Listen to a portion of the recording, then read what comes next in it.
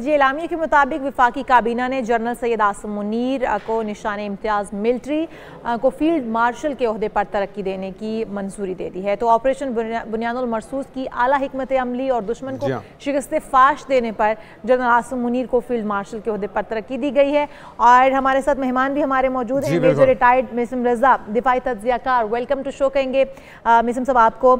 और मेजर साहब, जिस तरह से सारा हमने देखा बुनियानुल मरसूस को, जिस कामयाबी के साथ हमारे बरी बहरी फ़ज़ाई तमाम जवानों ने मिलकर इस मकाम तक पहुंचाया और दुश्मन के दांत खट्टे किए, यकीनी तौर पर ये हकदार थे हमारे army chief general Asim Munir इसके, जो कि उन्हें ओहदा दिया गया है। क्या कहेंगे इस पर आप? बिस्मिल्लाहिर्रहमानिर्रहीम, बहुत शुक्रिया इस पाकीज़ा मौजू के ऊपर आपने मुझे अपने साथ जोड़ा है। जितनी भी एप्रिसिएशन इस वक्त हमारी फोर्सेस को, चाहे वो पाक फौज हो, पाकिस्तान नेवी हो, पाकिस्तान एयरफोर्स हो और उनके सिपा सलारान, जितनी भी एप्रिसिएशन उनको दी जाए वो कम, क्योंकि मैं समझता हूं कि पिछले 78 साल से हमारी कौम का जो प्रेस्टीज है, जो ऑनर है, जिस लेवल पे इस ऑपरेशन और इस बैटल और इस वॉर के बाद क्या है, जी मैं नहीं समझता कि 78 साल में ऐसी कोई मिसाल इससे पहले मिली। और इस वक्त जो आसिम मुनीर साहब हैं, उनका न सिर्फ शुक्रगुजार हमारी पूरी कौम है, बल्कि पूरी उम्मत इस वक्त जो सेलिब्रेशन कर रही है वो उनको, उनकी थैंकफुल है। The way he conducted this operation, the way he took the initiative, the way he hold his cards, the way he charged upon enemy, everything was so perfect. As far as the tactics is concerned, as far as the strategy is concerned, और सबसे बड़ी बात यह है कि ये जो उनको प्रमोशन कल फेडरल गवर्नमेंट में दी गई है, it is more than welcome. लेकिन एक बहुत बड़े स्कॉलर गुजरे हैं, निकोल मैकविली, बहुत बड़े डिफेंस स्कॉलर गुजरे, उनकी एक सेइंग मुझे आज याद आ रही है। ही सेड कि it is not the rank which honour a person, it is the person who honour that rank. बड़ी बात। ये आज उसकी मिसाल मुझे पूरी होती नजर बिल्कुल बिल्कुल सही कह रहे हैं मेरे साथ। यकीनी तौर पे जो कारनामा उन्होंने संजाम दिया है, जिस तरह से शिकस्त फाश का सामना हुआ भारत को, वो अभी तक सख्ते में है। और हमारी सेलिब्रेशन तो चल ही रही थी और साथ में ये जो उस सेलिब्रेशन को चार चांद लगाए हैं सिविल गवर्नमेंट ने, क्योंकि एक मिसाल मिलती है, फील्ड मार्शल अयूब खान को भी ओहदा दिया था, लेकिन उनके ऊपर उसको मुतनाज़ बनाने की कोशिश की जाती है, वो एक अलहदा बहस है। लेकिन बहरहाल आम लोगों की फहम के लिए, अगर फील्ड मार्शल की क्या जिम्मेदारियाँ होती हैं, किन सर्कमस्टांसेस में, किन वजूहात की बिना पे ये ओहदा दिया जाता है, ज़रा लोगों की आगाही के लिए अगर आप बता सकें। देखिए, इसकी जो हर फौज की एक बड़ी खूबसूरत हायरार्की है, and it starts from a second lieutenant. जब एकेडमी से आप पास आउट होते हैं तो आपको सेकंड लेफ्टिनेंट का ओहदा दिया जाता है, और सेकंड लेफ्टिनेंट से लेके फील्ड मार्शल तक जितनी भी प्रमोशंस हैं उनके प्री रिक्विजिशंस हैं जो पूरी करनी होती हैं आपने, और अगर वो न पूरी करी जाए तो आपकी प्रमोशन नहीं हो सकती। तो मैं अब वक्त की किल्लत की वजह से सिर्फ फील्ड मार्शल की प्री रिक्विजिशंस पे आता हूं, और उनमें से एक है कि you should be commanding multiple commands. अच्छा, 2016 से पाकिस्तान आर्मी को 3 कमांड्स में डिवाइड कर दिया गया था ड्यू टू बेटर कंट्रोल, और उस वक्त इंसर्जेंसी का भी और उस वक्त टेररिज्म का भी बहुत ज्यादा आर्मी उस वक्त फेस कर रही थी। तो सदर्न कमांड, सेंट्रल कमांड और नदर्न कमांड में 3 हिस्सों में उसको तकसीम किया गया था, और आज भी उन तीनों के कमांडर्स हैं। अच्छा, इस चीज का इल्म जो है, पहले चूंकि सिर्फ फौज में ही ये टर्मिनोलॉजीज यूज होती थी, तो आज मैं डिटेल में आपको बता रहा हूं। जी अच्छा, और अब चूंकि 3 कमांड्स हैं, तो उनको कमांड करने के लिए आप प्री रिक्विजिशन एक फील्ड मार्शल की बनती है। दूसरी, ये वाली प्री एक्विजिशन पिछले वाले भी शायद पूरे करते होंगे। दूसरी pre acquisition is very important कि आपने एक नेशन वाइड बड़ी जंग जीती हो। This is very important. अच्छा, अब जो अल्लाह पाक ने इज्जत बख्शी है आसिम मुनीर साहब को, ये पूरी कौम नहीं, सिर्फ इस वक्त पूरी दुनिया एक्नॉलेज कर रही है। बिल्कुल सही कह रहे हैं, बिल्कुल सही कह रहे हैं। मेरे साहब एक और चीज भी है, मुसलमान उसको सेलिब्रेट कर रही है।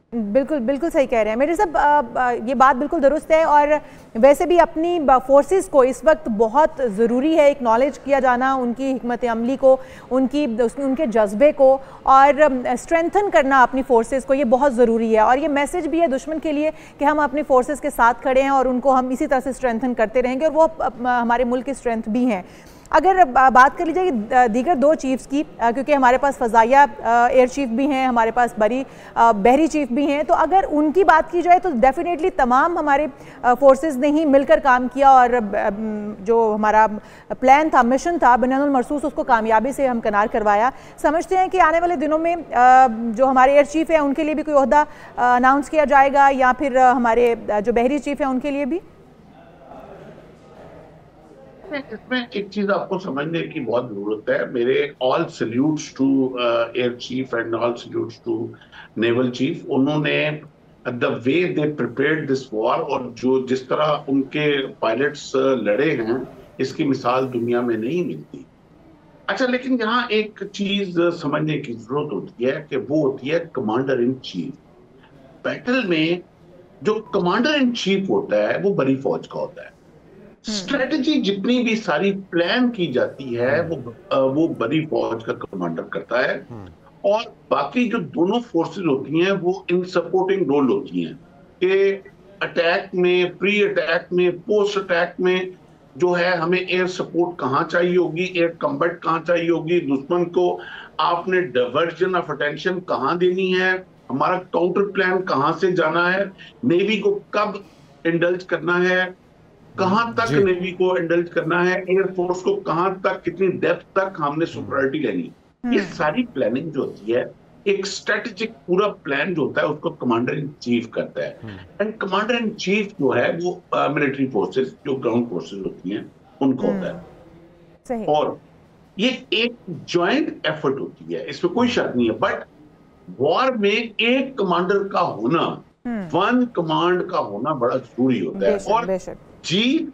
और हार, ये दोनों चीजें उस कमांडर इन चीफ, बिल्कुल, और ये सारी चीजें वो डिजर्व करते हैं। बिल्कुल मेजर साहब, जिस तरह से फील्ड मार्शल का ओहदा देने के बाद और जिस तरह से एयर चीफ मार्शल की मुद्दत मुलाजमत पूरी होने के बाद उन्हें भी तौसीह दी गई है, ये मोराल को बढ़ाने में, जवानों के पूरी अफवाज के, तमाम बरी बहरी और फ़िज़ाई फ़ौज के मोराल में इजाफा करने के बायस कितना बनेगा?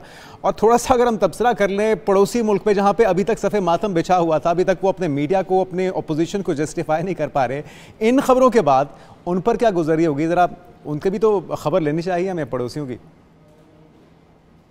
मैं बड़ा अच्छा सवाल किया आपने। इसमें कोई शक नहीं है कि पहले आपके सवाल का जो पार्ट है कि हमारे जो आर्मी चीफ साहब को प्रमोशन दी गई है और एयर चीफ साहब की मुद्दत मुलाजमत जो है वो बढ़ाई गई है। इसमें दोनों का मुराद जो है वो down the forces, down the lines, her rank के जी कल शाम राब्ते में हूँ, तो I received thousands and thousands of people are so happy in the ranks.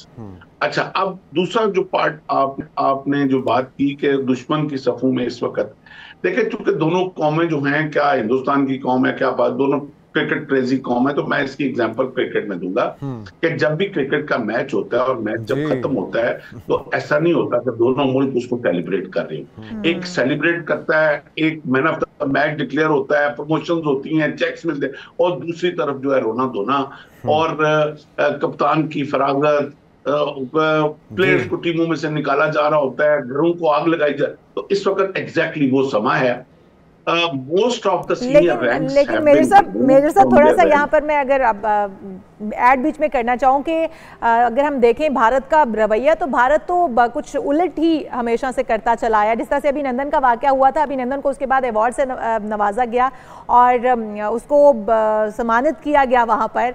जिस तरीके से वो अपने हार के आने वाले या अपने अरेस्ट हो जाने वाले एयरफोर्स के जवानों को जिस तरह से नवाजते हैं, नहीं लगता कि इस बार भी प्रमोशंस ही होंगी या फिर उनको एजाज़ से नवाजा जाएगा? क्योंकि वो तो हारने वालों को बल्कि ज़्यादा नवाजते हैं।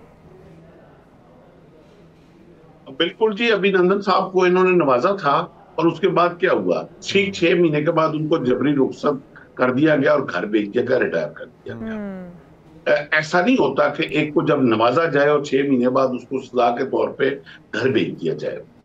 उसकी फैमिली का एक सोशल मीडिया पे मैं अगले दिन पढ़ रहा था, उसका रोना बंद नहीं हो रहा था अभिनंदन की बीवी का, कि जो जुल्म उसके साथ किया गया है कि इस वक्त पूरी एयरफोर्स कि कोई फैमिली अभिनंदन की फैमिली के साथ बात तक नहीं करती। तो ये आर्टिफिशियल नवाजना जो होता है वो चंद दिन का होता है। कवर चला हंस की चाल अपनी भी भूल गया। अच्छा, दूसरी, अब इनके रैंक्स में जंग तो हम उसी दिन जीत गए थे जिस दिन इन्होंने अपना नदन कमांड का जो कमांडर था लेफ्टिनेंट जनरल कुमार, उसको इन्होंने रिमूव किया। हम जंग उस दिन जीत गए थे जिन्होंने एयर वाइस चीफ जो था, जिसने लिख के मिनिस्ट्री ऑफ डिफेंस में भेज दिया था कि हम पाकिस्तान एयरफोर्स के साथ नहीं लड़ सकते, उसको रिमूव कर दिया। जंग तो हम उस दिन जीत गए थे जिस दिन इन्होंने अपने इंटेलिजेंस चीफ को जबरी पोस्ट करके काला पानी फेंक दिया था।